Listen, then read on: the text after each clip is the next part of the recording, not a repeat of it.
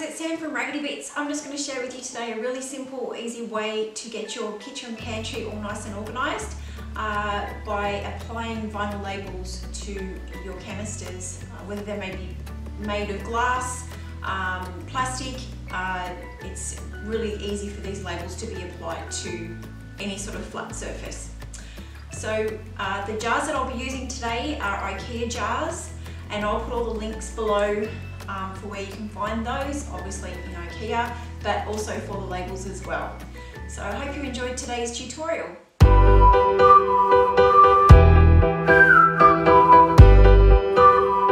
So for today's project, I'm going to be using the Ikea Korken jars. They come in a large, and they also come in a medium, and they also come in a small. So I just also wanted to share with you a couple of other things that I've labelled in the cupboard, and this has gone straight onto plastic for our pasta, and also these plastic bins for, you know, all the odds and ends and snacks and things like that that you have lying around in your cupboard, and that keeps it all together.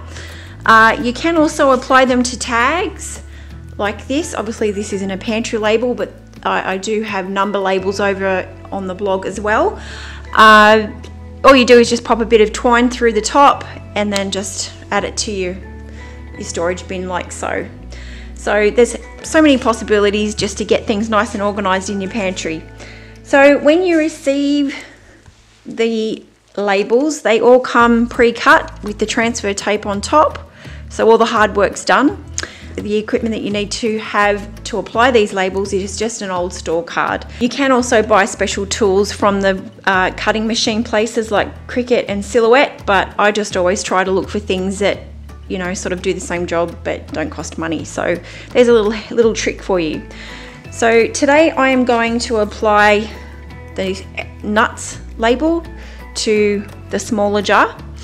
So all you need to do is just grab your card, put the label down face down, and then just wipe the card with a bit of pressure over the back so that it adheres to the front of the transfer tape. And then you just simply,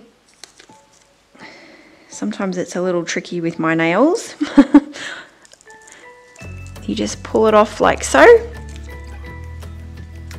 and then you line up your jar so it's all straight. You can pop things next to it to hold it if you're a bit worried that it's going to move about. But I've done this so many times, I kind of can do it with my eyes shut. But that's just, you know, if you feel like the jar's going to run away from you. So I eyeball everything. If you feel like you're going to get it crooked, just use a magic marker to measure it out on your jar. And you simply just pop the label down, rub your fingers over it, then grab your card and just rub over where the lettering is on the jar.